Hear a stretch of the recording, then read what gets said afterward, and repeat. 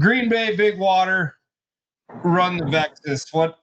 Give us a little, what you thinking? I mean, you've been in the Vexus pretty much since you got into a fiberglass boat. Yes. And people have asked me multiple times after these big waters, did you break anything today? Did you break anything today?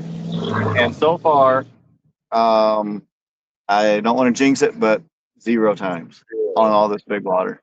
It's awesome. So awesome. And very thankful I'm able to go down. I was able to go down to Arkansas to see how they were built. And I don't know anything about the construction of boats, but when I got to see how they did theirs and their injection molding system to make their hulls, it only makes sense why they are like this.